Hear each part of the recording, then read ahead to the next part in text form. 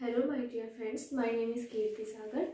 हम पढ़ेंगे आपका सब्जेक्ट ज्योग्राफी क्लास 6 और इसमें हमारा फर्स्ट टॉपिक है सौरमंडल में पृथ्वी। तो देखिए, फर्स्टली पहले हम जानते हैं खगोलीय पिंड क्या होते हैं।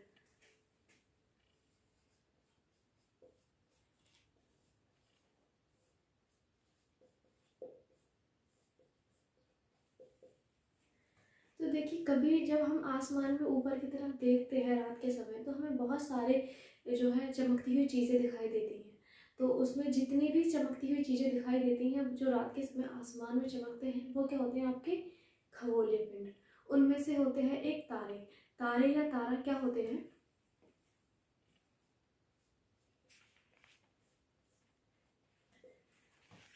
तारा देखिए वो खगोलीय पिंड होते हैं, ये अपनी ऊष्मा रखते हैं और इनमें अपना खुद का प्रकाश होता है, अपनी हीट होती है, इनका साइज बहुत ज़्यादा बड़ा होता है। ऐसे खगोलीय पिंड, उन्हें क्या कहते हैं? हम तारा कहते हैं। फिर आता है तारों के बाद के जब नए चंद्रमा की जो है रात होती है, तो उसे हम क्या कहते हैं? आपने देखा होगा अमावस्या, जो वर्ड सुना होगा, इसको बोलते हैं नए चंद्रमा की रात्रि। 15 दिन बाद क्या होता है? जिस दिन हमें चांद नहीं दिखता है उस दिन कहते हैं अमावस्या, ठीक। और एक होता है पूर्णिमा। पूर्णिमा होता है पूर्ण चंद्रमा वाली रात्रि। 1 महीने के बाद हमें क्या दिखती है? पूर्ण चंद्रमा वाली रात्रि, जिसे हम कहते हैं पूर्णिमा। नेक्स्ट टॉपिक आ जाता है आपका प्लानिट या ग्रह। ग्रह क्या होते हैं? तो देखिए, ग्रह आपके क्या होते हैं? इंग्लिश में बोलते हैं इन्हें प्लानिट।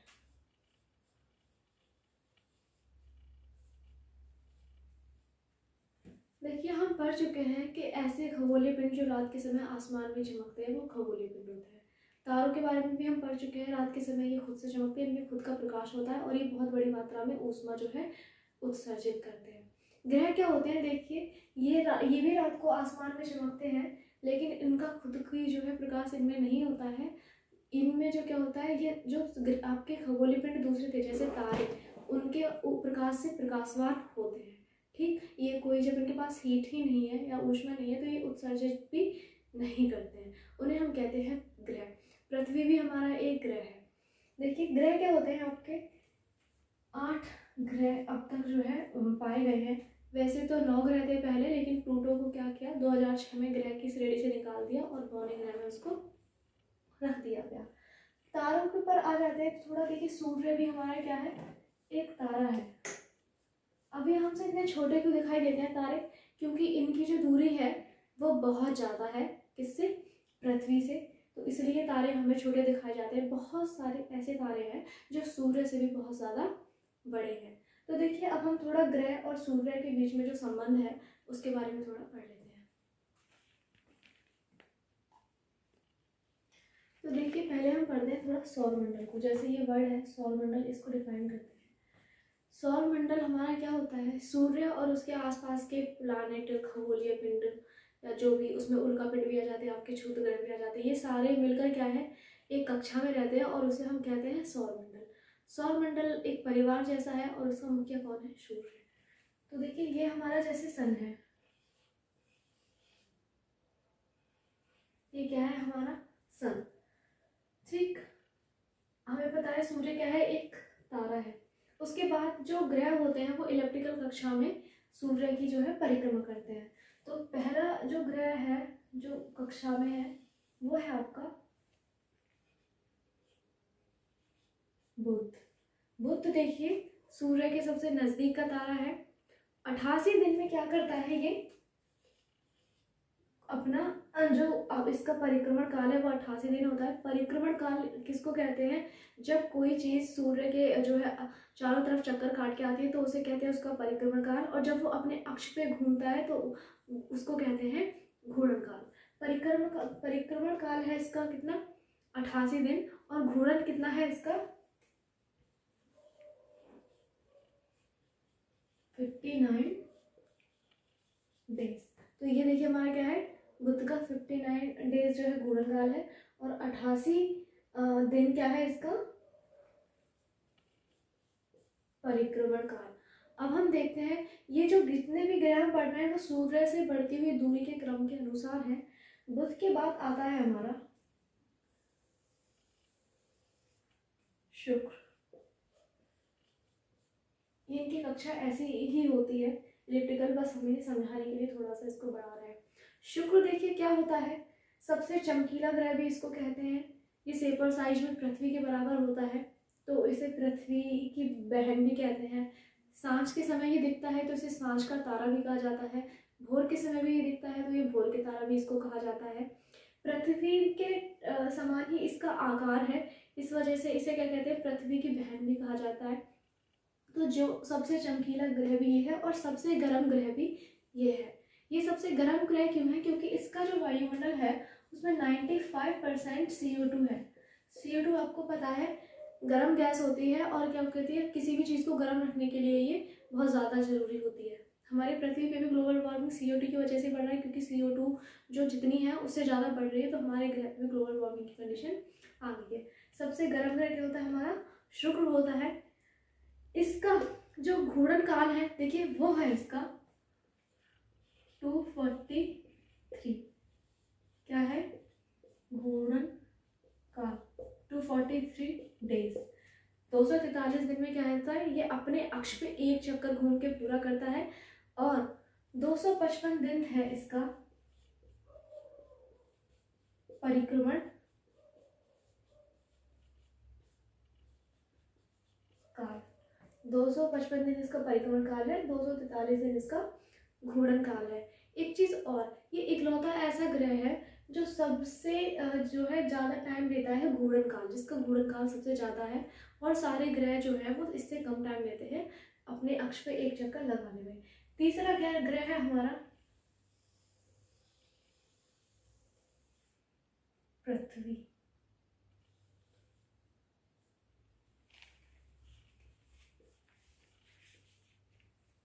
पृथ्वी देखिए सूर्य से बढ़ती हुई दूरी के क्रम में इसका तीसरा स्थान है।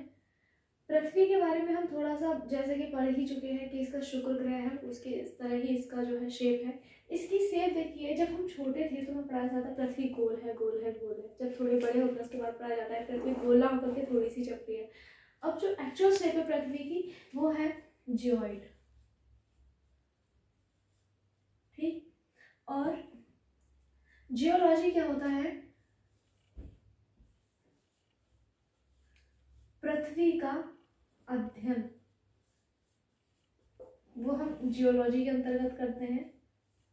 और जो थर्ड टर्म है हमारा वो है जियोमेट्री। इसका मतलब है पृथ्वी का मापन। ठीक, तो ये तीन टर्म किससे हैं, हमारे पृथ्वी से रिलेटेड है। जैसा कि आप सबको पता है पृथ्वी जो है सूर्य का जो चक्र काटती है, जो इसका परिक्रमण काल है वो 365 दिन होता है। और इसका जो घूर्णन काल है वो 24 घंटे यानी एक दिन होता है। पृथ्वी का जो परिक्रमण काल है वो 365 ना होकर के 365 दिन और 6 घंटे होता है। तो हम क्या करते हैं, ये जो 6 घंटे बचते हैं उनको जोड़ते जाते हैं और हर 4 साल बाद जो वर्ष आता है उसमें ये पूरा एक दिन हो जाता है, इसको हम जोड़ लेते हैं। तब ये क्या हो जाता है, 366 दिन की पृथ्वी हमारी जो है पृथ्वी का जो परिक्रमण काल है वो 366 दिन होता है। और उस ऐसे ईयर जो 4 से कट जाते हैं, ठीक, उनको हम क्या कहते हैं, लीप ईयर कहते हैं। लीप ईयर में जो पृथ्वी होती है फरवरी होती है वो 29 डेज की होती है। नेक्स्ट पढ़ते हैं हम इसको साफ करने के बाद मंगल ग्रह। तो देखिए हम अर्थ के बारे में पढ़ रहे थे। ये जो हमारा अर्थ है, ठीक, इसकी जो सन है इससे डिस्टेंस होती है कितनी, 15 करोड़ किलोमीटर। और जैसा कि हम इसके बारे में हम अर्थ के बारे में पढ़ चुके हैं, इसका एक उपग्रह होता है चंद्रमा। ठीक, चंद्रमा क्या है, एक पृथ्वी का एक उपग्रह है जो पृथ्वी की कक्षा में क्या है चक्कर इस तरह से काटता है। उसके बाद आता है हमारा मंगल ग्रह। मंगल ग्रह देखिए सूर्य से बढ़ती हुई दूरी के क्रम में इसका जो है वो 4th नंबर है। परिक्रमण होता है इसका 687 दिन का। 687 दिन क्या है इसका परिक्रमण जो है टाइम है। परिक्रमण को पीछे आर देखिए रिवॉल्यूशन होता है ना, रिवॉल्यूशन 687 दिन, और जो इसका रोटेशन है वो है 1 डे। रोटेशन मतलब इसका घूर्णन काल, और उपग्रह है इसके कितने, 2। अब देखिए इन चारों के बारे में थोड़ा सा टर्म हम यहीं पे पढ़ लेते हैं। चलिए पहले हम ग्रह पढ़ते हैं, उसके बाद आगे पढ़ेंगे। उसके बाद आता है हमारा क्या, आपका बृहस्पति। इसको हम यहाँ पे बना लेते हैं। बृहस्पति का देखिए जो रिवॉल्यूशन टाइम है या परिक्रमण काल है वो होता है इसका 11 ईयर और 11 मंथ, लगभग इसे हम 12 सालों के बराबर मान लेते हैं। और इसका घूर्णन काल होता है 9 आवर एंड 56 मिनट।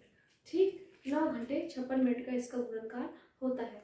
उसके बाद आता है आपका शनि।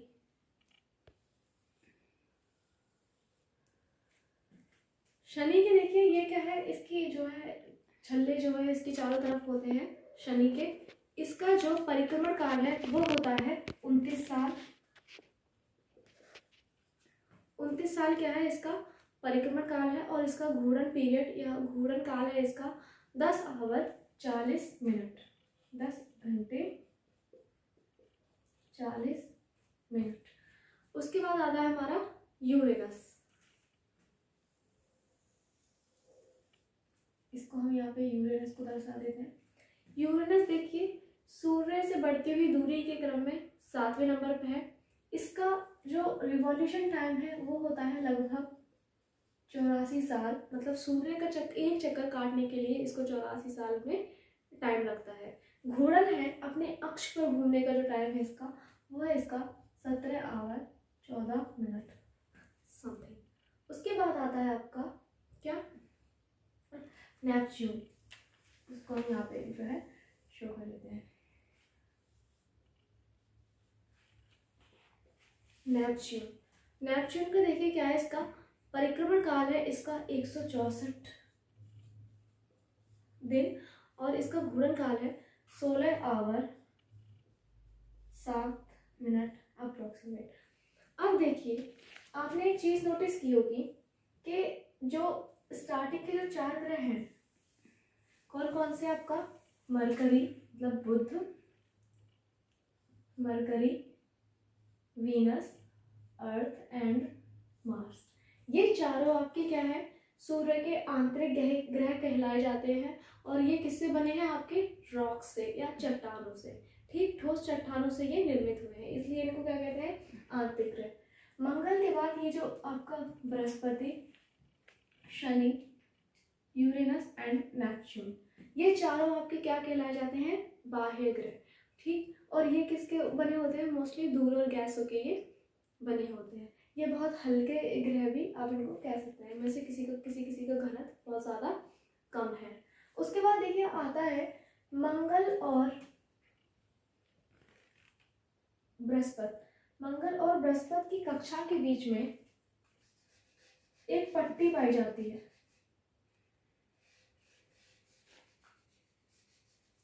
मंगल और बृहस्पति की कक्षा के बीच में एक संकरी पट्टी पाई जाती है।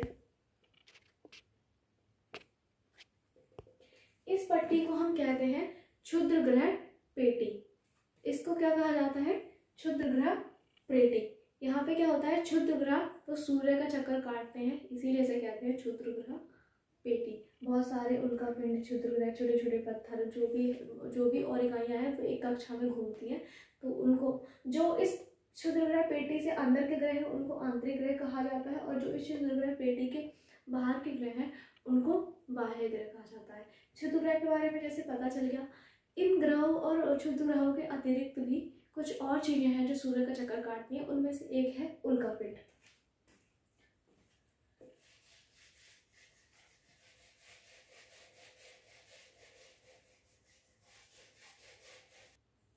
उल्का पिंड देखिए क्या क्या होते हैं, आपके पत्थरों के छोटे छोटे टुकड़े होते हैं जो सूर्य की कक्षा में आ जाते हैं और सूर्य के आसपास चक्कर लगाते हैं, उन्हें कहते हैं हम उल्का पिंड।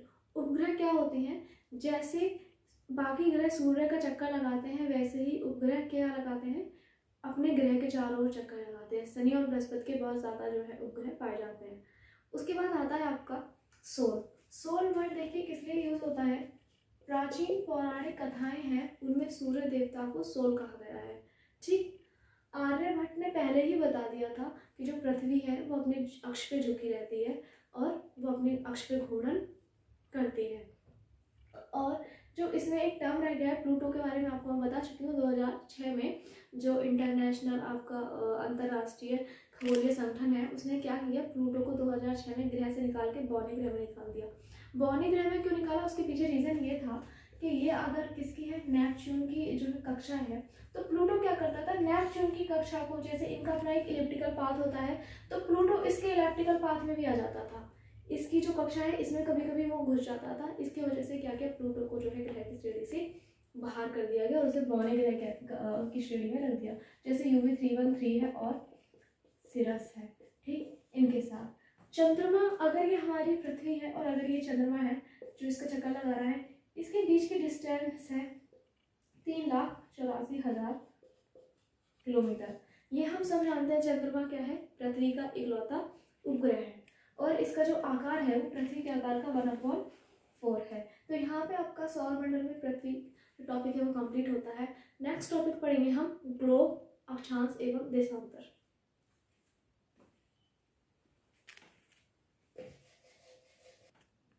नेक्स्ट टॉपिक है हमारा ग्लोब, अक्षांश एवं देशांतर। देखिए ग्लोब क्या होता है, आपका पृथ्वी के रूप में एक वास्तविक प्रतिरूप होता है, छोटे लघु रूप में, ठीक। तो इसको हम ग्लोब बना लेते हैं। पहले थोड़ा सा ग्लोब की शेप बन गई, नहीं ग्लोब की शेप तो नहीं बनी।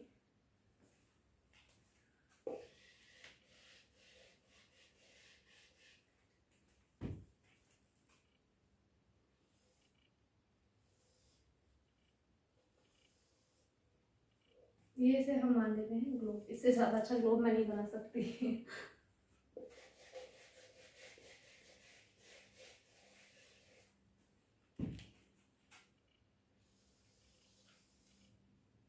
ये आपका हो गया क्या, ग्लोब।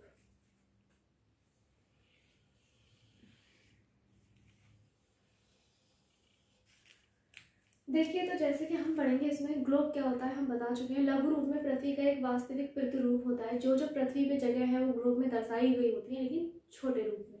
तो सबसे पहले हम जानते हैं अक्षांश रेखाएं क्या होती हैं। देखिए पृथ्वी को एक ऐसी काल्पनिक रेखा जो दो बराबर भागों में बांटती है उसे हम क्या कहते हैं, विषुवत वृत्त, ठीक। इसे हम कहते हैं 0 डिग्री।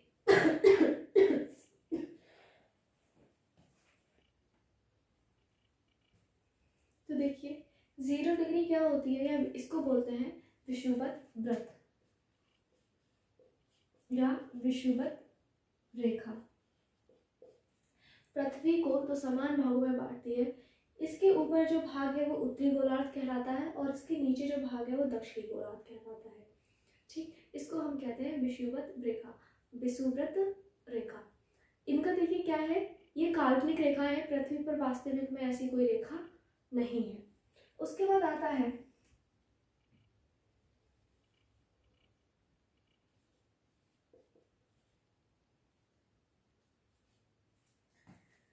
अक्षांश रेखाएं।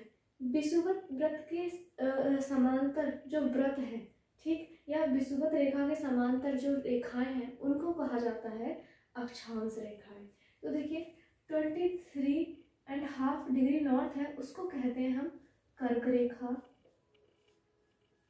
इंग्लिश में बोलते हैं इसको लाइन ऑफ कैंसर। और विषुवत वृत्त से नीचे 23.5 डिग्री साउथ, इसको बोलते हैं हम मकर रेखा। इनके बीच में बहुत सारी रेखाएं हैं, लेकिन ये रेखाएं कुछ हमारी मेन है जो हम पढ़ रहे हैं। देखिए उसके बाद आता है 66.5 डिग्री, यह होता है हमारा पोल जो है उत्तरी व्रत, या इसको बोल सकते हैं हम आर्कटिक व्रत। आर्कटिक व्रत। और 66 ये नॉर्थ है, ठीक है, नॉर्थ एंड 66.5 साउथ डिग्री, इसको बोलते हैं हम अंटार्कटिका व्रत। और जो पॉइंट है जो यहाँ पे दर्शाते हैं, यहाँ पे, ठीक, ये हो जाता है हमारा नॉर्थ पोल, उत्तरी ध्रुव, और ये हो जाता है हमारा साउथ पोल, दक्षिणी ध्रुव। तो ये देखिए क्या है, अक्षांशीय रेखाएं हैं। इनकी कुछ खासियत देख लेते हैं। देखिए जो विषुवत व्रत है ये सबसे बड़ा होगा, उसके बाद ऊपर जाएंगे तो रेखाएं जो है छोटी होती जाएंगी, इनकी लंबाई छोटी होती जाती है, और नीचे भी क्या होते हैं, नीचे आने पर भी इनकी लंबाई छोटी होती जाती है। जैसे जैसे हम ऊपर जाएंगे ध्रुवों की तरफ, ठीक, वैसे वैसे क्या होगा, हमें ठंडा का एहसास होता रहेगा, ठीक। उसके बाद देखिए क्या है, और भी बहुत सारे जो है हम इनको बांट सकते हैं। जैसे एक जगह है महाराष्ट्र में चंद्रपुर, अगर इंडिया का मैप में हम देखें, क्या महाराष्ट्र में चंद्रपुर और ब्राजील में बेले हॉरिजॉन्टे, ये क्या है देखिए 20 डिग्री पर ही है अक्षांश पर। लेकिन अगर हमें इनकी सही स्थिति ज्ञात करनी है तो आप जानते हैं दोनों 20 डिग्री अक्षांश पर है, एक ब्राजील में है और एक महाराष्ट्र में है। हमें कैसे पता चलेगा कि 20 डिग्री नॉर्थ में है और 20 डिग्री साउथ में है? तो देखिए जो महाराष्ट्र में चंद्रपुर है वो 20 डिग्री नॉर्थ है। अगर नॉर्थ की बात कही जा रही है तो उसकी स्थिति कहीं यहाँ पर होनी चाहिए, 20 डिग्री नॉर्थ, ये ठीक यहाँ पर। और अगर ब्राजील में कहा जा रहा है 20 डिग्री साउथ है तो उसकी स्थिति कहाँ होनी चाहिए, लगभग यहाँ होनी चाहिए, अगर हम इतने एरिया को ब्राजील माने और इसमें एरिया को इंडिया माने तो, ठीक। तो क्या होगा, इनसे इनकी स्थिति पता चलती है। जब तक इनके साथ डायरेक्शन नहीं लगती तब तक हम सही लोकेशन इनकी पता नहीं कर सकते, ठीक। यहीं पर देख लेते हैं हम कुछ ताप कटिबंध जो हमारे हिसाब से जरूरी होते हैं।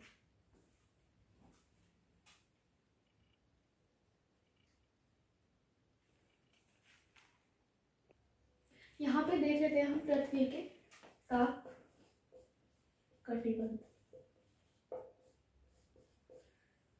तो देखिए जैसे हमें पता है ये जो 0 डिग्री है इसको हम क्या बोलते हैं, भूमध्य रेखा या विषुवत रेखा भी हम इसको बोलते हैं।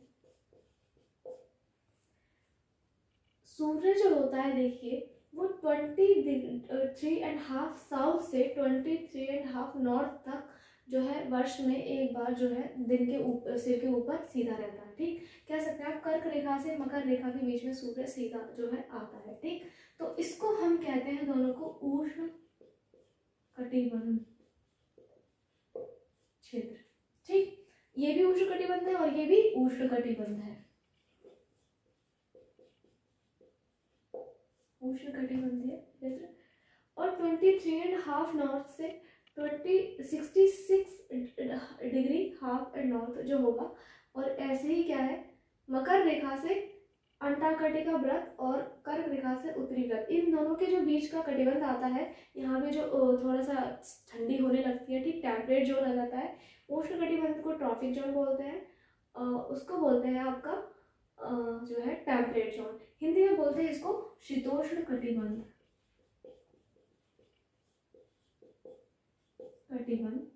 ये भी हमारा क्या है, शीतोष्ण कटिबंध। और देखिए इनसे ऊपर का जो है उनको कहते हैं हमारा ध्रुवीय क्षेत्र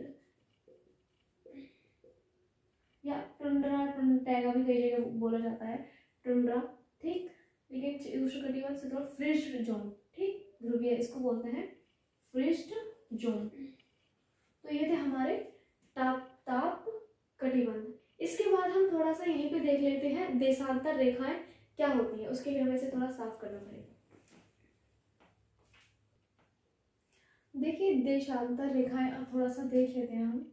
देशांतर रेखाएं क्या होती हैं, नॉर्थ पोल को, जैसे आपका एमपी है नॉर्थ पोल और ये है आपका साउथ पोल, नॉर्थ पोल को साउथ पोल से मिलाने वाली काल्पनिक रेखाएं, उनको हम क्या कहते हैं, देशांतर रेखाएं कहते हैं।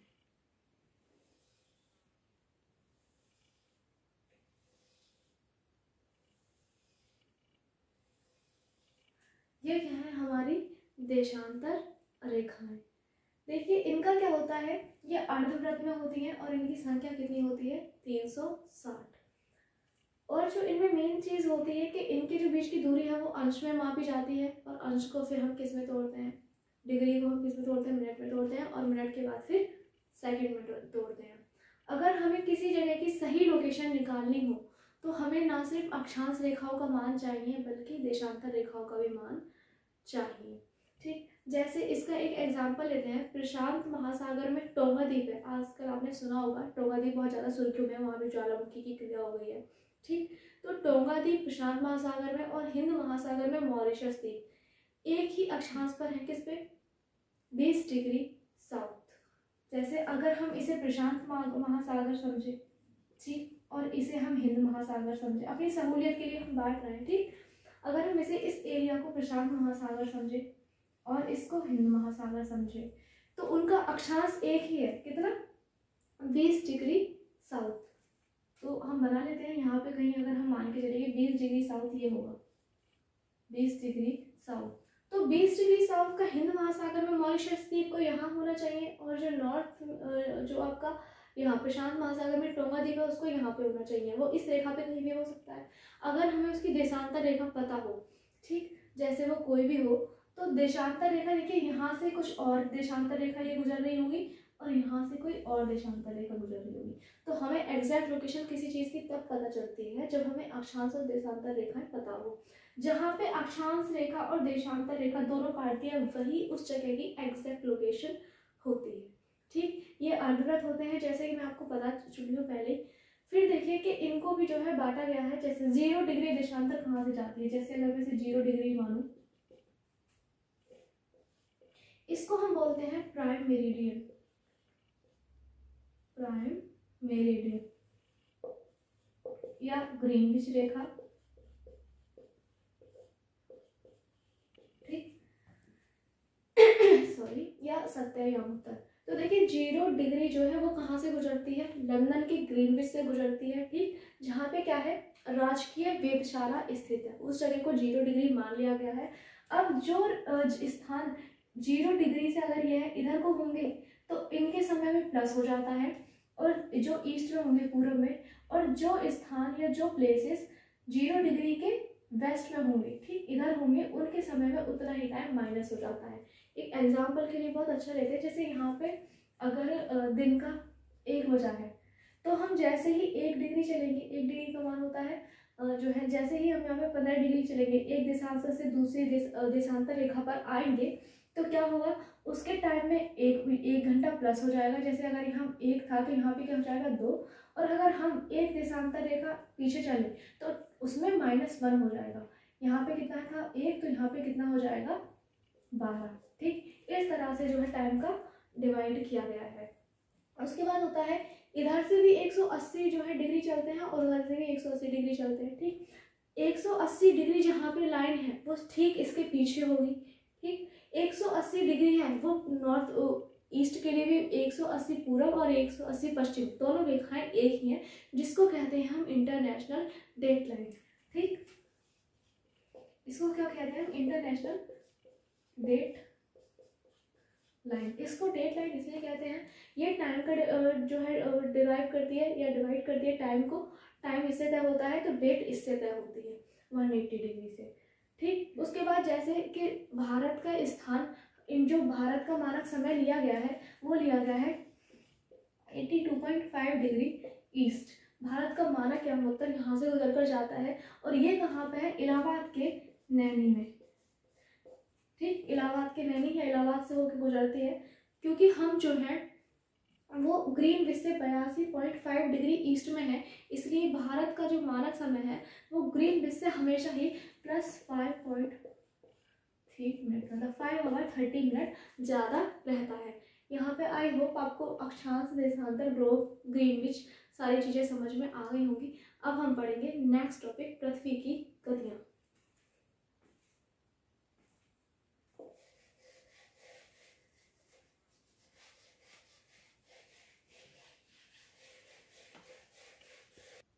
नेक्स्ट टॉपिक है हमारा पृथ्वी की गतियाँ।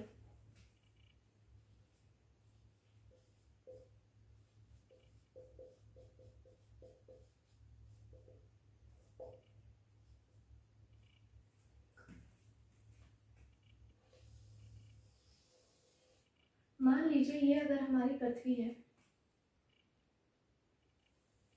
इसको हम बराबर भागों में बांट रहे हैं, क्योंकि पृथ्वी हमें पता है झुकी हुई है, तो इसका अक्ष कुछ यहाँ से गुजर रहा होगा।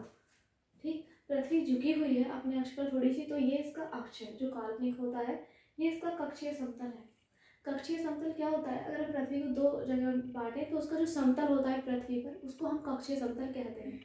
ठीक, अब पृथ्वी का जो अक्ष है, जैसे कि ये, अगर हम इसे पृथ्वी का अक्ष माने, तो ये जो कक्षीय समतल है, इससे जो एंगल बनाता है ये होता है 66.5 डिग्री। ठीक, ये था आपका, ये चीज़ आपको थोड़ा बताना जो है बेसिक इन्फॉर्मेशन में ज़रूरी था। इसके बाद पढ़ेंगे हम पृथ्वी के मोशंस। देखिए, जैसे हम पहले पढ़ चुके हैं कि रिवॉल्यूशन क्या होता है, सूर्य का परिक्रमण। ये टाइम कितना होगा इसका, 365 इंटू 1/4 डेज। ठीक, 365, ये 5 है। और इसका जो रोटेशन टाइम होता है वो क्या होता है, 1 डेज। चंद्रमा पढ़ चुके हैं हम, इसका एक ही जो है उपग्रह होता है, वह क्या, चंद्रमा। अब हम पढ़ेंगे चंद्रमा, सूर्य।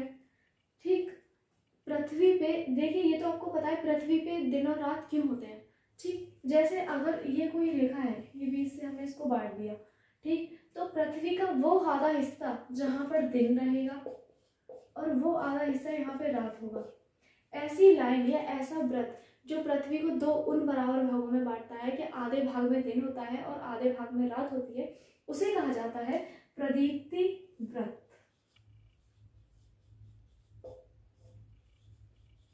प्रदीप्ति व्रत। ये तो देखिए हमें पता है कि ये दिन और रात होते हैं। ये किसकी वजह से होते हैं दिन और रात पृथ्वी पे, घूर्णन की वजह से। लेकिन कभी आपने सोचा ये जो ऋतुएं बदलती हैं, जो मौसम बदलते हैं, ऋतुएं बदलती हैं, ये किस वजह से बदलते हैं, तो ये भी हम पढ़ लेते हैं। सूर्य के साथ जो इसका परिक्रमण है, ठीक, पृथ्वी सूर्य का परिक्रमण जो करती है, उसके वजह से क्या होता है, ऋतुओं में परिवर्तन होता है। ऋतुओं में परिवर्तन, तो देखिए कैसे परिवर्तन होता है, हम इसको एक डायग्राम के द्वारा समझते हैं। तो देखिए अब हम देखते हैं ऋतुओं में परिवर्तन कैसे होता है। देखिए जैसे कि अगर मान लीजिए ये है हमारा क्या, सन। जैसे सनलाइट पृथ्वी पे पड़ती है उसी हिसाब से जो है ऋतुओं में परिवर्तन होता है। और ये हम मान लेते हैं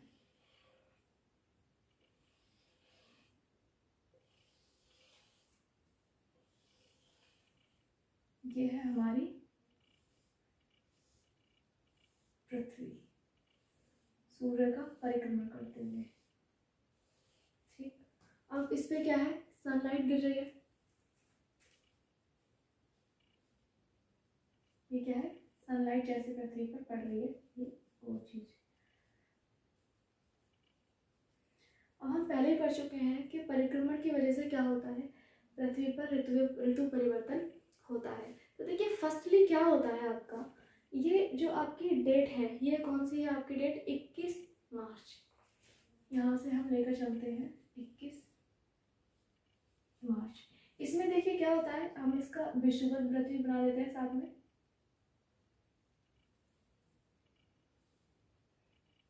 ये इसका विषुवत व्रत भी बन गया। थोड़ा सा क्योंकि झुका हुआ है, पृथ्वी अक्ष पे झुकी हुई है, तो विषुवत व्रत भी क्या होगा हमारा, झुका हुआ होगा। 21 मार्च को देखिए क्या होता है, उत्तरी ध्रुव तो ऊपर की तरफ पहुंच जाता है। यहाँ पे क्या होती है, ये उत्तरी ध्रुव होगा ना, बसंत ऋतु, और यहाँ होती है शरद ऋतु। ठीक, इस स्थिति को बोलते हैं क्या, विषुव। विषुव की बोलते हैं क्योंकि दिन और रात यहाँ पर बराबर होते हैं। ठीक, इसको कहते हैं विषुव। विषुव की कंडीशन सेम नीचे वाली भी है। ये डेट है आपकी 23 सितंबर। ये भी विषुव होता है आपका, ये आपका उत्तरी ध्रुव आ जाता है और ये आ जाता है आपका दक्षिणी ध्रुव। उत्तरी ध्रुव में देखिए क्या होती है आपकी, शरद ऋतु होगी यहाँ पर, और यहाँ पर क्या होगा आपका बसंत ऋतु। ये तो आपको बताइए, ये नॉर्थ पोल है और ये साउथ पोल, यहाँ पे ये साउथ पोल है और ये आपका नॉर्थ पोल। 21 मार्च और 23 सितंबर दोनों ही आपके विषुव की कंडीशन होती है। क्यों? क्योंकि दोनों ही दिन, आपका दिन और रात जो होता है पृथ्वी पर, वो बराबर होते हैं। ठीक, तो इसको कहते हैं हम विषुव। उसके बाद आता है आपका 21 जून। जैसा नाम से पता चला है ये उत्तरी ध्रुव है और ये क्या है आपका दक्षिणी ध्रुव। देखिए जो सनलाइट पड़ेगी वो उत्तरी ध्रुव पर तो सीधी पड़ेगी। ठीक, तो दक्षिणी ध्रुव क्या रहता है यहाँ पे शीत ऋतु रहती है। कब तक? 6 मंथ की शीत ऋतु रहती है। और यहाँ पे उत्तरी ध्रुव पर जो होता है वो 6 महीने की ग्रीष्म ऋतु रहती है। ठीक, क्योंकि सूरज की किरणें उत्तरी ध्रुव पर क्या है सीधी पड़ रही हैं। और देखिए साउथ पोल क्या है, पूरा का पूरा इस पे जो है वो आपका वो नहीं आ रहा है सनलाइट। तो इस कंडीशन को हम बोलते हैं उत्तर अयनांत। ठीक, क्या बोलते हैं इसको? उत्तर अयनांत। ऐसे ही कंडीशन कब आती है आपकी? 22 दिसंबर को। 22 दिसंबर में ठीक इसकी उल्टी कंडीशन हो जाएगी। जो साउथ पोल है आपका ये तो पूरी सनलाइट प्राप्त करेगा और जो आपका नॉर्थ पोल है यहाँ पे सनलाइट होती ही नहीं है। देखिए आप सन देखिए, सनलाइट यहाँ पे पहुँच पाएगी नहीं ना, यहाँ पे गिरेगी, साउथ पोल पे गिरेगी। तो यहाँ पे क्या होता है 6 महीने की दिन यहाँ पर होती है और यहाँ क्या होगा 6 महीने की रात। यहाँ पे क्या होगी ग्रीष्म ऋतु और यहाँ पे क्या होगा आपका शीत ऋतु। यही कारण है कि ऑस्ट्रेलिया जो पूरी तरह से किसमें है, साउथ पोल में स्थित है। सॉरी साउथ पोल नहीं, साउथ हेमिस्फीयर में स्थित है। उसमें क्या होता है क्रिसमस डे जो होता है वो गर्मियों में मनाया जाता है। उसके पीछे रीज़न यही है कि जब वहाँ पे गर्मी होती है तो हमारे यहाँ पे सर्दी होती है, तब वहाँ गर्मी होती है 25 दिसंबर को। और 25 दिसंबर में ही क्या होता है वहाँ पे क्रिसमस होता है 25 दिसंबर को। इसकी वजह से जो आपका क्रिसमस है वो गर्मियों में मनाया जाता है। ठीक, तो ये आपने देखा कि मौसम पृथ्वी पे किस वजह से बदल रहे हैं, परिक्रमण की वजह से बदल रहे हैं। 21 मार्च और 23 सितंबर को आपका विषुव होता है। 21 जून को आपका उत्तरायणांत होता है और 22 दिसंबर को आपका क्या होता है दक्षिण अयनांत। इसको बोलते हैं दक्षिण अयनांत। ठीक, तो देखिए क्या होता है, ये दक्षिण अयनांत होता है कब? 22 दिसंबर को। जब ये दक्षिण अयनांत होता है तो यहाँ पे क्या होता है दिन लंबे होते हैं और रातें छोटी होती हैं। सेम कंडीशन 21 जून को यहाँ पर होती है, होता है दिन लंबे होते हैं और रात यहाँ पे क्या होंगी छोटी होंगी। तो देखिए ये था आपका टॉपिक 3, पृथ्वी की गतियाँ, रिवॉल्यूशन और रोटेशन। अब हम नेक्स्ट टॉपिक पढ़ेंगे मानचित्र। फर्स्ट टॉपिक है आपका मानचित्र। ठीक, या मैप। तो देखिए मैप क्या होता है आपका, जो आपका ग्लोब था जो आपने पढ़ा था पृथ्वी का वास्तविक प्रतिरूप होता है लघु रूप में, उसी तरह से अगर हम ग्लोब को बीच में से इंटरनेशनल डेट लाइन से या कहीं से भी हम उसको बीच में से आधा कर दें और उसको चपटा कर दें, तो वो जो सिचुएशन होगी या जो चपटी फ्लैट होगी उसको हम कहते हैं मैप। ठीक, तो मैप देखिए, मैप होते हैं आपके 3 प्रकार के, फिजिकल मैप,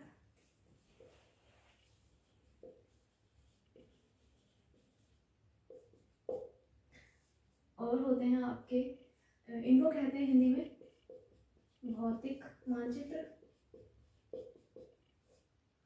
राजनीतिक मानचित्र, और एक होता है आपका थीमेटिक मानचित्र। अब तीनों में डिफरेंस देखिए क्या है। फिजिकल मैप क्या होते हैं आपके ऐसे मैप जिन पे पर्वतों, नदियाँ, पहाड़, सारी जगह चीज़ों को दर्शाया जाता है, कहाँ पर पृथ्वी में पठार है, कहाँ पर पहाड़ है, कहाँ पे ग्लेशियर्स है, कहाँ पर नदियाँ हैं, कहाँ पर मैदान है, कहाँ पर सपाट है। ऐसे मानचित्र जो सारी जानकारी देते हैं, ठीक, उच्चावच या उत्तुंगता, उसको बोलते हैं हम फिजिकल मैप।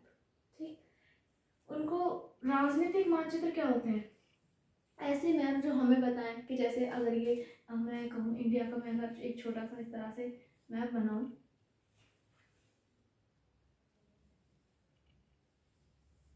अगर ये इंडिया का मैप मैं मानूँ कि ये इंडिया है, तो ऐसे मैप जो देखिए जो ये बताए, ये जम्मू, ये जो है जम्मू कश्मीर है, ये लद्दाख है, ये आपका उत्तर प्रदेश है, ये नेपाल है, ये चाइना है, ये पाकिस्तान है। इस तरह के जो मैप होते हैं जो आपके क्या राज्य, जगह, जिले इत्यादि के बारे में जानकारी देते हैं, उनको कहते हैं हम राजनीतिक मानचित्र। बेसिकली इनका क्या वर्क होता है, सीमाएं निर्धारण करने में इनका यूज़ किया जाता है कि उत्तर प्रदेश की सीमा कहाँ से कहाँ तक लगती है, तो वो होते हैं आपके राजनीतिक मानचित्र। थीमेटिक मानचित्र क्या होते हैं आपके, जब वो किसी एक स्पेशल चीज पे लेकर पूरे इंडिया में दर्शाए। जैसे अगर एक चीज है, एक बात है, वर्षा का वितरण, अगर वर्षा का वितरण पूरे भारत में दिखाया जाए, ठीक, जैसे क्या होता है, आपकी वर्षा पूर्व से आते आते जो वर्षा कम हो जाती है, जैसे यहाँ पे आपकी 200 होगी, फिर यहाँ पे आपकी 110 होगी, और यहाँ पे आके आपकी 10 रह जाएगी। तो ये ऐसे जो वर्षा का बारे में बता रहे हैं, किसी पर्टिकुलर चीज़ के बारे में जो होते हैं, उन मानचित्रों को कहते हैं हम क्या, थीमेटिक मानचित्र। जैसे ही मैं इसी में ये भी मैं एक और जैसे दर्शाऊँ, ये तो था वर्षा का। वनों का अगर मैं कहूँ कि वनों का वितरण यहाँ पे क्या होगा, वनों का वितरण दर्शाओ, तो कहाँ पे वन है, हिमालय के यहाँ पे वन होंगे ज़्यादा, ठीक। ये जो एरिया है यहाँ पे पश्चिमी घाट पे वन होंगे बहुत ज़्यादा, कुछ बीच में यहाँ पे वन होंगे, तो ऐसी जगह नॉर्थ ईस्ट में वन होंगे, तो वनों का वितरण दर्शा रहे। तो ऐसे मानचित्र थीमेटिक मानचित्र होते हैं। किसी के भी बनाए जाते हैं, जैसे रेलवे का वितरण आपने देखा होगा, पूरे मैप पर रेल की लाइन बनी हुई होती है, उन चित्रों को हम बोलते हैं, मानचित्रों को, थीमेटिक मैप्स। आगे बढ़ते हैं हम कि मैप के घटक कौन कौन से होते हैं। अब देखिए क्या होता है मैप के घटक, मैप के घटक या कंपोनेंट्स ऑफ मैप भी आप इसे लिख सकते हैं। तो देखिए इसके 3 घटक होते हैं, कौन कौन से होते हैं, दूरी, दिशा और प्रतीक। इन तीनों में से किसी एक चीज की कमी होने पर मैप अपूर्ण हो जाता है, ठीक। जैसे कि अब हम पहले लेते हैं डिस्टेंस को लेते हैं, ठीक। जैसे कोई भी आप एक एग्जांपल के लिए डिस्टेंस ले लीजिए, जैसे दिल्ली से लखनऊ की दूरी में मान लेती हूँ ये 500 किलोमीटर है, दिल्ली से लखनऊ की दूरी 500 किलोमीटर मैं मान लेती हूँ, ठीक। एक आइडिया के लिए डिस्टेंस है ये दिल्ली से लखनऊ की। अब क्या हम इसको 500 मीटर पूरे मैप पे दिखाएंगे, 500 किलोमीटर एक एग्जाम्पल के लिए मान लो, ठीक। तो क्या हम इसको पूरे मैप पे कैसे दिखाएंगे 500 किलोमीटर, तो क्या करेंगे, हम एक स्केल लेंगे, पैमाना लेंगे, जो दूरी बड़ी है उसको छोटी दूरी के रूप में दर्शाएंगे। जैसे तो हम मानेंगे जैसे कि 1 सेंटीमीटर बराबर, जैसे मैं मान लेती हूँ कितना, 1000 किलोमीटर, ठीक। ये पैमाना जो है मैं मान लेती हूँ। तो ऐसी दूरी क्या होती है 1000 किलोमीटर, जो 1 सेंटीमीटर की जो मैप पे डिस्टेंस होगी 1 सेंटीमीटर, ये वो आपकी 1000 किलोमीटर की दूरी को दर्शा रही होगी, ठीक। तो इस तरह से जो मैप में दूरी होते हैं वो उसका पैमाना लेकर मानते हैं। एक चीज़ और जो इसमें ध्यान देना पड़ता है, आपने कभी अगर इंडिया का मैप देखा हो तो वहाँ पे लिखा होता है पैमाना सहित, और ठीक, तो उसमें क्या होता है कि अगर 1000 किलोमीटर की डिस्टेंस है और ये क्या है 1 सेंटीमीटर से दर्शाई गई है, तो जो 1000 किलोमीटर की एक्चुअल डिस्टेंस होगी मैप पे, उसकी दूरी 1 सेंटीमीटर से कम या ज़्यादा नहीं होनी चाहिए, ठीक। तो ये होती है इसकी दूरी। दिशा आपको पता ही है, देखिए मेन डायरेक्शन या प्रधान डायरेक्शन क्या होती है आपकी, देखिए north, south, east and west. आपने ये देख रखा होगा मैप पे कोने पे बना के रखते हैं, नॉर्थ, ईस्ट, साउथ, वेस्ट। इनके बीच की भी दूरियां होती हैं, इसको बोलते हैं नॉर्थ ईस्ट, ये है हमारा साउथ ईस्ट, ये है हमारा साउथ वेस्ट, और ये होता है हमारा नॉर्थ वेस्ट, ठीक। तो ये देखिए दिशा होते हैं। अब आते हैं प्रतीक। जैसे प्रतीक कैसे यूज होते हैं, सपोज कीजिए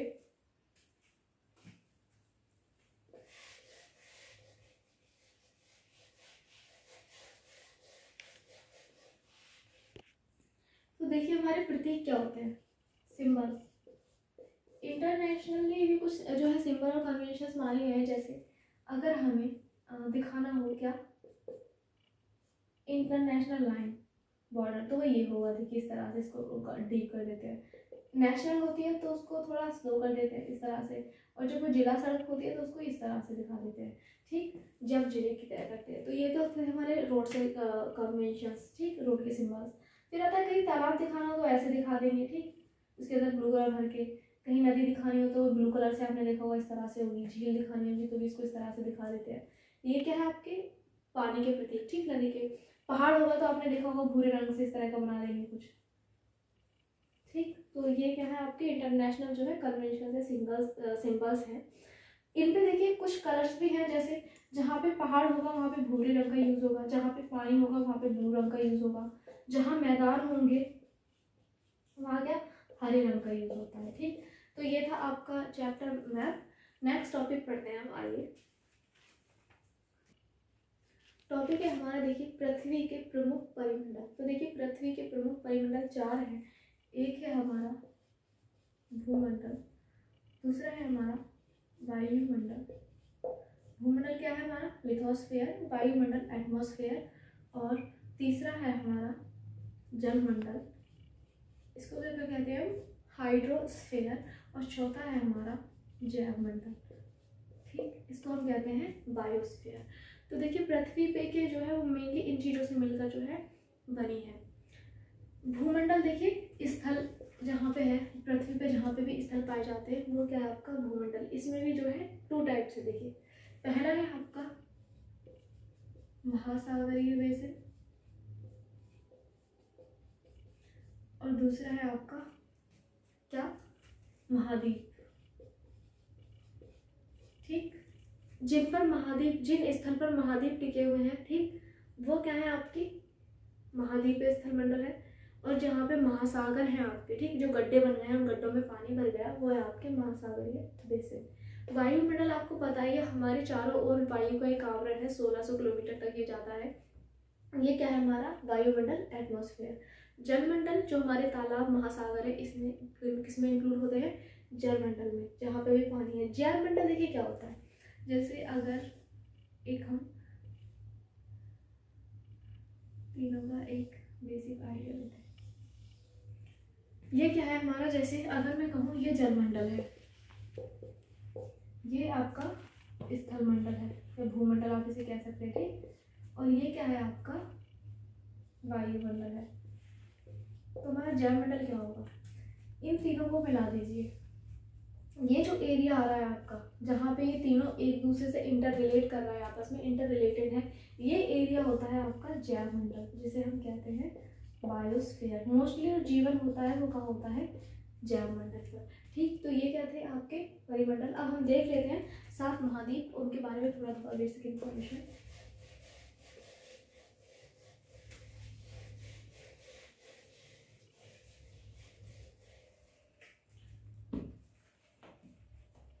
महाद्वीप देखिए क्या है आपका, एशिया, जैसे कि आपको पता है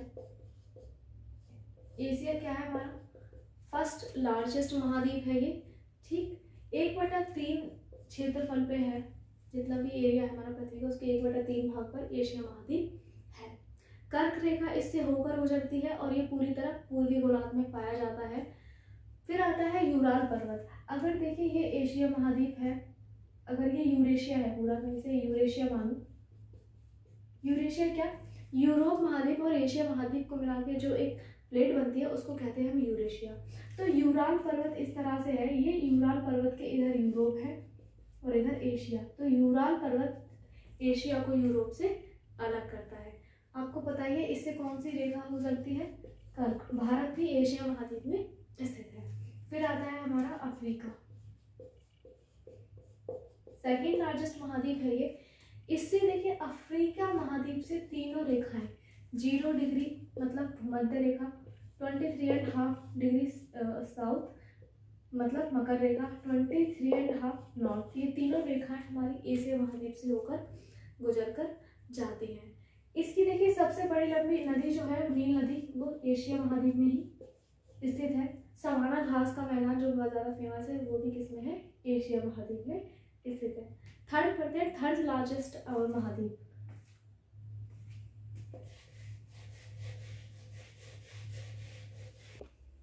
थर्ड लार्जेस्ट महाद्वीप है आपका नॉर्थन अमेरिका, ठीक।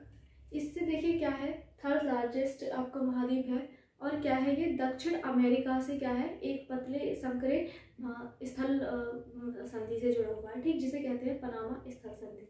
फिर आता है फोर्थ आपका साउथ अमेरिका।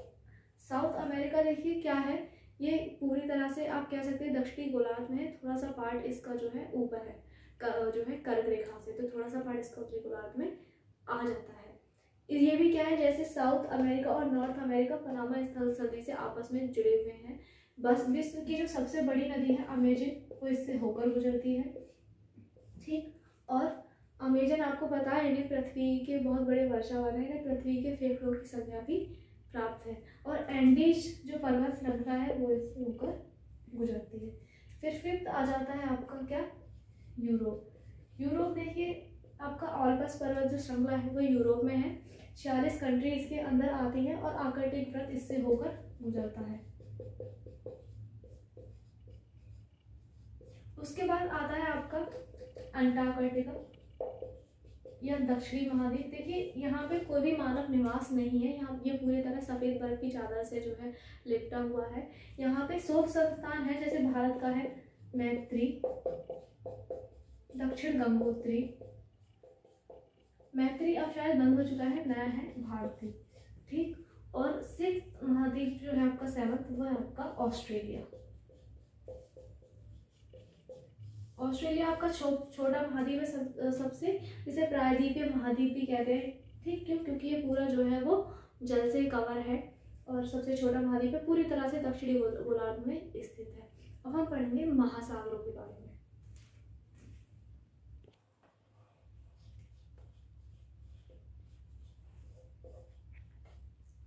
देखते हैं आपको थोड़ा सा जलमंडल। देखिए आपको पता है 71% पे आपका जो है जल है पृथ्वी पर, और 29% में क्या है आपका स्थल है। अब ये जो 70% पर जल है, इसमें से भी 2.5% पे आपका स्वच्छ जल है, जो उसमें बहता पानी, नदियाँ, झीलें सब आ जाती हैं, और 97.5% भाग पर क्या है महासागर। सबसे बड़ा महासागर है आपका पैसिफिक ओशियन या प्रशांत महासागर। 1/3 एरिया पे जो पृथ्वी का है उस पर प्रशांत जो महासागर है वो कवरेज है। इसकी जो आकृति है वो वृत्त है, ठीक। साउथ अमेरिका, नॉर्थ अमेरिका से होकर गुजरता है, एशिया से भी होकर गुजरता है, ठीक। उसके बाद आता है, मतलब इसकी साइड्स में है ये अटलांटिक ओशियन, या ये क्या है आपका एस शेप का महासागर है, ठीक। ये जो ऐसे एस शेप बनी है, यहाँ पे क्या है एशिया और यूरोप है यहाँ पे, और अफ्रीका है यहाँ पे, नॉर्थ अमेरिका और साउथ अमेरिका। इसकी जो तट रेखा है वो बहुत ही ज़्यादा दंतुरित है।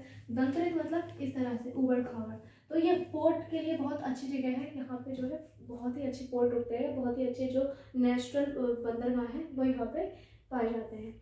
व्यापार की दृष्टि से सबसे व्यस्त महासागर का कौन सा है आपका अटलांटिक। थर्ड नंबर पर आता है आपका हिंद महासागर या इंडियन ओशियन। इसके बारे में देखिए ये क्या है, ये इसकी जो शेप है वो क्या है, ये त्रिभुज आकार का है। ये क्या है, इकलौता ऐसा महासागर है जो किसी देश के नाम पर रखा है। हिंद मतलब हिंदुस्तान, मतलब हमारा इंडिया। फोर्थ आता है आपका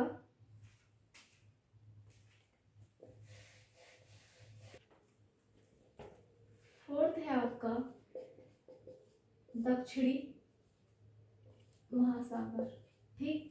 ये आपका क्या है साउथ पोल में पूरी तरह से पड़ता है, ठीक। और यहाँ पे कोई भी मानव निवास ना तो आपका साउथ पोल पे है, क्योंकि वहाँ पे स्थल है ही नहीं। फिर आता है आपका क्या आर्कटिक। नॉर्थ पोल जो है वो पूरी तरह आर्कटिक महासागर से घिरा हुआ है, यूरोप से थोड़ा सा लगकर जाता है ये। बेरिंग जल संधि देखिए क्या है, बेरिंग जल संधि आर्कटिक महासागर को किससे जोड़ती है, प्रशांत महासागर से। उसके बाद आता है आपका देखिए वायुमंडल। वायुमंडल में जैसे कि आपको पता है 78% क्या है नाइट्रोजन, 21% क्या है आपका ऑक्सीजन, और बाकी जो 1% है उसमें CO2, आर्गन इत्यादि गैसें हैं। इसकी 5 परतें होती हैं। ये पृथ्वी तल से 1600 किलोमीटर की ऊंचाई तक फैला हुआ है। इसमें 5 परतें हैं इसकी। पहली है आपकी क्षोभ मंडल, दूसरी है आपकी समताप मंडल, तीसरी है आपकी मध्य मंडल, एंड फोर्थ है आयन मंडल, या इसको आप आयन मंडल, एंड फिफ्थ है आपकी बहिर्मंडल। इनको हम डीपली पढ़ेंगे क्लास 7 में जब ये चैप्टर आएगा। ठीक, तो ये आपका पृथ्वी के प्रमुख परिमंडल जो चैप्टर है आप समाप्त होता है। जैव मंडल आपको पता ही है, जहाँ पे तीनों मिलते हैं, क्या, हाइड्रोस्फीयर, लिथोस्फीयर एंड एटमॉस्फेयर, तो ये क्या बन जाता है, बायोस्फीयर यानी जैव मंडल। अब हम पढ़ते हैं नेक्स्ट टॉपिक। नेक्स्ट टॉपिक है हमारा पृथ्वी के प्रमुख स्थल रूप। तो देखिए पृथ्वी पे जो स्थल है उनको इसमें बांटा गया है, कुछ बाह्य प्रक्रिया से बनते हैं और कुछ आंतरिक प्रक्रिया से बनते हैं। तो बाह्य प्रक्रिया से कैसे बनते हैं, वो होते हैं जैसे अगर ये कोई, मान लीजिए कोई ये माउंटेन है, यहाँ से जो है नदी आई और उसकी जो ये है इसको बहा कर लेकर आई और ना इसने एक जगह जमा दिए, तो ठीक यहाँ पे क्या हो गया, मैदान हो गया, और ये क्या था, पहाड़ था। तो अपर्दन और निक्षेपण, इनसे ये क्या होती है, बाह्य प्रक्रिया, इनसे बहुत सारी शिलाकृतियों का निर्माण होता है। तो पहले हम देखते हैं, देखिए पर्वत। पर्वत आपको पता ही है बहुत ऊंचे होते हैं ये, ठीक है, इनकी ऊंचाई बहुत होती है समुद्र तल से, और सब इनका जो ढाल होता है वो बहुत तीव्र होता है, और इनका जो शिखर होता है वो माउंट होता है, इस तरह से शिखर इनका नुकीला होता है, इनका आधार चौड़ा होता है, ऊपर ये संकरे होते जाते हैं, पतले होते जाते हैं। पर्वत पे जब पढ़ते हैं तो हिमानी एक टॉपिक आ जाता है। हिमानी देखिए क्या है, ग्लेशियर्स हैं, जो बर्फ़ की नदियाँ हैं उनको कहा जाता है हिमानी। पर्वत भी देखिए आपके बहुत सारे टाइप के हैं, जैसे कि या पर्वत जो है आपके बहुत ज़्यादा श्रृंखलाओं में पाए जाते हैं, जैसे एंडीज श्रृंखला, आल्पस श्रृंखला, हिमालय श्रृंखला। ये क्या है, पर्वत के बाद पर्वत और बहुत सारे किलोमीटर में एक क्रम में बन गए, सीरीज बन गई है, तो उसको बोलते हैं पर्वत श्रृंखला। ठीक, पर्वतों के देखिए पर्वत जो होते हैं वो मेनली 3 टाइप के होते हैं। पहला होता है फोल्डेड पर्वत, ठीक, इसको बोलते हैं वलित पर्वत। दूसरा होता है भ्रंशोत्स पर्वत, भ्रंशोत पर्वत, ठीक, या ब्लॉक माउंटेन जिनको कहते हैं। तीसरा होता है आपका ज्वालामुखी पर्वत। फोल्डेड माउंटेन देखिए कैसे बनते हैं आपके, जब कोई प्लेट्स होती हैं आपस में टकराती हैं, ठीक, या तो वो एक प्लेट जब ऊपर उठ जाती है दूसरी नीचे चली जाती है, इस तरह से टकराई, एक ऊपर उठी एक नीचे उठी, तो वो फोल्डेड माउंटेन बन जाते हैं, वलित पर्वत। ठीक, अरावली आपका विश्व में सबसे पुराना फोल्डेड माउंटेन है। हिमालय पर्वत भी आपका क्या है, फोल्डेड माउंटेन का ही एक रूप है। भ्रंशोस पर्वत क्या होते हैं, अगर सपोज देखिए चट्टान है, मान लीजिए ये चट्टान है, इसका कुछ भाग टूटकर नीचे चला गया और कुछ भाग ऊपर इस तरह से उठ गया, तो उनको क्या बोलते हैं, भ्रंशोस पर्वत। जैसे मान लीजिए ये पहले कोई चट्टान थी सीधी, ठीक, उसके बाद क्या हुआ, इस चट्टान का ये वाला जो भाग था ये नीचे धंस गया और ये ऊपर उठ गया। ऊपर उठे हुए भाग को कहते हैं उत्खंड या हौश, और नीचे वाले भाग को कहते हैं द्रोणिका या ज्ञापन। ठीक, तो ऐसे पर्वत क्या कहलाते हैं आपके, भ्रंशोस पर्वत। ज्वालामुखी पर्वत क्या है, जब लावा होता है वो निकलने के लिए जगह ढूंढ रहा होता है, तो पर्वतों से क्या है, इस तरह से क्रेटर होता है उनके मुंह पर, स्पेस लावा निकलता है यहाँ से, ठीक, और जमता जाता है इस तरह से निकल के ठंडा होकर जमता जाता है, तो ये होते हैं आपके ज्वालामुखी पर्वत। जैसे तंजानिया का किलिमंजारो और फ्यूजियामा, ये क्या है आपके ज्वालामुखी पर्वतों के उदाहरण है। अब पढ़ेंगे हम पठार। नेक्स्ट टॉपिक है आपका पठार। पठार देखिए, पठार और पर्वत में क्या डिफरेंस है। पठार भी ऊंची जगह होती है, जो समुद्र तल है या स्थल है उस स्थल से काफ़ी ऊंचे ऊंचे स्थल होते हैं, ऊंची जगह होती है, पठार होते हैं। ठीक, वैसे तो पठार कुछ 1000 तक हो सकते हैं, 1000 मीटर तक, लेकिन जो तिब्बत का पठार है वो 4000 से 6000 मीटर तक ऊंचा है। देखिए ये है, जैसे ये आपका माउंटेन है और ये है आपका पठार, तो दोनों में डिफरेंस क्या है। माउंटेन क्या है, इसका जो स्लोप है वो इतना तीखा नहीं होता, लेकिन पठार का जो स्लोप होता है वो बहुत ज़्यादा तीखा होता है, और ये ऊपर फ्लैटेड होते हैं एज अ टेबल, जबकि पर्वत क्या है, ऊपर चोटी की तरह बनते जाते हैं। ठीक, पठार में जो नदियाँ बनाती हैं, जैसे बहुत ऊंचे ऊंचे फॉल्स बनते हैं, जैसे एक है हुंडरू जलप्रपात,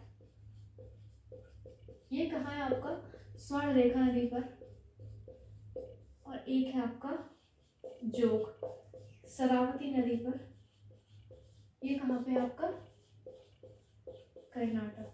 ठीक, उसके बाद आते हैं आपका मैदान, पर्वत पठार मैदान।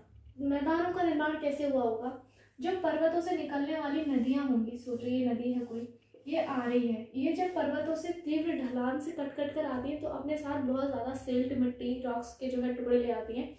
उनको क्या करती है, जब ये मैदानों में आती है तो इनकी जो वेलोसिटी है वो कम हो जाती है। जब वेलोसिटी कम होती है तो जो पार्टिकल्स होते हैं फाइन, वो बैठने लगते हैं, और वो बैठ कर क्या होते हैं, एक एरिया बना देते हैं। ठीक, मिट्टी सारी जम जाती है, निक्षेपण हो जाता है, तो वो क्या होते हैं, उसको बोलते हैं जलोढ़। ये मिट्टी बहुत ज़्यादा उपजाऊ होती है, और जितने भी विश्व में मैदान हैं वो सारे के सारे नदियों के द्वारा लाए हुए जलोढ़ से ही, या आप कह सकते हैं नदियों के द्वारा अपरदित करके लाए हुए मिट्टी और रॉक से ही बने हुए हैं। मैदानों में सबसे ज़्यादा जनसंख्या इसीलिए निवास करती है।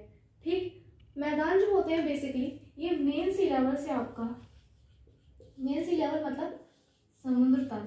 देखिए समुद्र तल को हम मानते हैं 0, अगर हमें कहीं की भी ऊंचाई लेनी होती है तो हम डेटा पॉइंट मानते हैं किसको, समुद्र को। मेन सी लेवल से ज़्यादा इनकी औसत ऊंचाई 200 मीटर से अधिक नहीं होती है। अब आता है हमारा नेक्स्ट टॉपिक, हमारा देश भारत। नेक्स्ट टॉपिक है आपका हमारा देश भारत, एक बेसिक इंट्रोडक्शन हमारी कंट्री के बारे में। देखिए क्षेत्रफल क्या है इसका, 32.1 लाख वर्ग किलोमीटर या किलोमीटर स्क्वायर। ठीक, जो भारत है कश्मीर से कन्याकुमारी तक जो उसकी डिस्टेंस है वो कितनी है,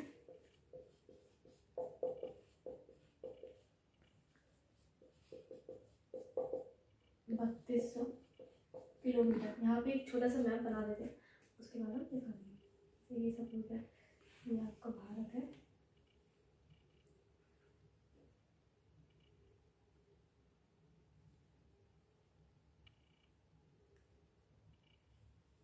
ये आपका एक भारत है। ठीक, कश्मीर से यहाँ से हाइट कितनी है इसकी, नीचे तक कन्याकुमारी तक, ये कितनी है 3200 किलोमीटर। कच्छ, ये थोड़ा इस तरह से है, ये कच्छ है आपका, कच्छ से अरुणाचल प्रदेश जो थोड़ा सा इस तरह से है। ठीक, यहाँ तक आपकी जो डिस्टेंस है वो कितनी है 2900 किलोमीटर। उसके बाद आता है आपका ग्रीनविच। ग्रीनविच देखिए कहाँ से निकलती है, यहाँ से, ये ग्रीनविच है। ग्रीनविच ये कौन सा है, यूपी का नैनी इलाहाबाद। ये है आपका कितना 82.5 डिग्री ईस्ट। अब देखते हैं इसका अक्षांशीय विस्तार। अक्षांशीय जो विस्तार है इसका वो देखिए कितना है, यहाँ से 8 डिग्री 4 मिनट नॉर्थ से कितना है 37 डिग्री, ये कितना है, ये जो ये है ये 37 डिग्री 6 मिनट। ठीक, उसके बाद देखते हैं इसका पूर्व से पश्चिम विस्तार क्या है, 68 डिग्री 7 मिनट ईस्ट से, ये पश्चिम में कितना है 97 डिग्री 25 मिनट ईस्ट। ठीक, ये आपने आई होप समझ में आ गया होगा आपको। ये इसका 68 डिग्री 7 मिनट ईस्ट से 97 डिग्री 25 मिनट ईस्ट इसका क्या है देशांतरीय विस्तार, और ये इसका अक्षांशीय विस्तार। अब हम देखते हैं इसका थोड़ा बेसिक इंफॉर्मेशन इसके बारे में। देखिए भारत के पड़ोसी देश कौन कौन से हैं, देखिए भारत के पड़ोसी देश देखिए कितने हैं, भारत के पड़ोसी देश वैसे तो 8 है, 7 जो है जिनसे भारत अपनी स्थल सीमा शेयर करता है, और प्लस 1 है जिससे भारत जो है अपनी जल सीमा साझा करता है। तो देखिए पहला है बांग्लादेश, दूसरा है चाइना, तीसरा है पाकिस्तान, चौथा है नेपाल। पांचवा है म्यांमार। और छठा है भूटान। और सातवां है अफगानिस्तान। ये जो क्रम है ये इसकी सीमाएं लगती हैं उस हिसाब से क्रम है। सबसे ज्यादा बांग्लादेश के साथ सीमा लगाता है और सबसे कम अफगानिस्तान के साथ। श्रीलंका भी देखिए है इसका पड़ोसी देश श्रीलंका। इससे क्या करता है ये अपना जल संधि के द्वारा जुड़ा हुआ होता है भारत श्रीलंका से, जिसको बोलते हैं पाक जल संधि या पाक स्ट्रेट। मालदीव भी इसका एक जल जो है लक्षद्वीप के पास है। ये मालदीव के साथ ही अपनी जल सीमा साझा करता है। लक्षद्वीप और अंडमान निकोबार ये इसके दो द्वीप समूह हैं। अंडमान निकोबार द्वीप समूह कहाँ है? बंगाल की खाड़ी में। बंगाल की खाड़ी। और ये है आपका लक्षद्वीप अरब सागर में। ठीक, लक्षद्वीप जो है ये आपका क्या है? कोरल द्वीप है, क्योंकि ये पूरी तरह से कोरल से बना हुआ है। इसके बाद हम पढ़ते हैं इस भारत की वनस्पति। भारत के पास देखिए 28 स्टेट है और 9 यूटीज है। नए सबसे कौन सा है? जम्मू कश्मीर और लद्दाख यूनियन टेरिटरीज। ठीक, केंद्र शासित प्रदेश। यहाँ पे जो राज्यों का गठन है वो भाषा के आधार पर किया गया है। जम्मू कश्मीर और लद्दाख इसका नवगठित यूटी है। ठीक, उसके बाद आता है आपका कि यहाँ पे और भी कुछ चीज़ें हैं, जैसे भारत में सुंदरबन डेल्टा जो है विश्व का सबसे बड़ा डेल्टा है जो गंगा और ब्रह्मपुत्र नदियां बनाती हैं। ये भी कहाँ है? भारत में। कुछ यहाँ पे मरुस्थल भी पाए जाते हैं। मरुस्थल का नाम क्या है? थाली का है, गुजरात और राजस्थान में। ठीक, लक्षद्वीप जो है वो प्रवाल द्वीप है, ये आपको पहले मैं बता चुकी हूँ। उसके बाद आता है कुछ और भी पर्वत श्रेणियां हैं, जैसे विंध्य एवं सतपुड़ा श्रेणियां, जहाँ से नर्मदा और तापी नदियां निकलती हैं। नर्मदा, तापी, माही और टूनी ये वो नदियां हैं जो अरब सागर में गिरती हैं। नर्मदा और तापी जो है रिफ्ट वैली से होकर गुजरती है। रिफ्ट वैली क्या? जो जैसे कोई पहाड़ है, पर्वत है, सतपुड़ा पर्वत श्रेणी, उनके बीच में जो घाटियां होती हैं जो जमीन में धंस गई हैं, नीचे चली गई हैं, उनसे गुजरती है नर्मदा और तापी। अब हम देखते हैं भारत की वनस्पतियां। देखिए, और इसका जो है पर्वत भाग लगाना पड़ चुके हैं सॉरी। देखिए, मौसम क्या होता है, जैसे कि आप पहले बता चुके हैं, जल प्रतिदिन बदलने वाला जो मौसम होता है उसको हम कहते हैं मौसम। और अगर यही मौसम बहुत ही ज़्यादा वेरिएबल रहेगा बहुत वर्षों तक, लगभग 30-35 वर्षों तक, तब हम उसे बोलते हैं जलवायु। भारत की जो वो जलवायु है वो मानसूनी है। मतलब मानसून के टाइम पे यहाँ पे बारिश होती है। कौन सा? North west. ठीक, दक्षिण पश्चिम मानसून से भारत के उत्तर भागों में बारिश होती है। और जब ये मानसून लौटता है तब कहाँ? तमिलनाडु में बहुत ज़्यादा बारिश होती है। भारत में 4 ऋतुएं पाई जाती हैं: शीत ऋतु, ग्रीष्म ऋतु, शरद ऋतु और बसंत ऋतु। शरद नहीं, वर्षा ऋतु। शरद तो वही हो गया। ठीक, वर्षा ऋतु। जो आपका शीत ऋतु होता है ये होता है दिसंबर से फरवरी। ग्रीष्म ऋतु होता है आपका मार्च से मई। और ये होता है आपका जून से कहाँ? सितंबर। और अक्टूबर और नवंबर होता है आपका क्या? बसंत ऋतु। अक्टूबर से नवंबर। भारत में ये 4 जो है ऋतुएं पाई जाती हैं। लू जो होते हैं वो ग्रीष्म ऋतु में चलने वाली एक हवा है जो ग्रीष्म ऋतु में चलती है ये उत्तर भारत में। ठीक, उसके बाद आता है मौसम राम। मौसम राम क्या है आपका? दुनिया में सबसे ज़्यादा वर्षा प्राप्त करने वाला जगह। ये कहाँ है? मेघालय में। इससे पहले चेरापूंजी था, अब जो है वो रिकॉर्ड में मौसम राम है, क्योंकि यहाँ पे सबसे ज़्यादा बारिश रिकॉर्ड की गई है। भारत की जो जलवायु है वो मानसूनी है, तो बारिश भी यहाँ पे उसी पैटर्न पर होती है। पूर्व से पश्चिम जाने पर, जैसे ईस्ट से वेस्ट जाने पर जो बारिश है वो घटती जाती है। ठीक, एवरेज रेनफॉल है वो घटता जाता है। और यहाँ पे पतझड़ वन पाए जाते हैं। उष्णकटिबंधीय पतझड़ वन जो है वो मोस्टली पाए जाते हैं वरना यहाँ पे सदाबहार वन भी पाए जाते हैं, टुंड्रा टैगा, क्योंकि यहाँ पे हिमालय भी है। भारत देखिए बहुत ज़्यादा विविधतापूर्ण वाला देश है। जो इसका नीचे का पोर्शन है वो सकरा होता जाता है, उसे हम प्रायद्वीपीय भारत कहते हैं, जो तीनों तरफ से जल से घिरा हुआ है। यहाँ पे देखिए मोस्टली सारे तरह के जीव मिलते हैं, बाघ मिलते हैं, इसीलिए 1973 में टाइगर रिजर्व जो है चलाया गया था, ठीक, परियोजना। एक सींग वाले गैंडे जहाँ काजीरंगा असम में मिलते हैं, वहीं जंगली गधे यहाँ पे कच्छ में मिलते हैं। यहाँ पे बहुत सारे जो है प्रवासी पक्षी भी पाए जाते हैं। तो भारत एक पूरी तरह से जैव विविधतापूर्ण वाला देश है। क्लास 6 NCERT हमारी यहीं पे समाप्त होती है। Thank you class.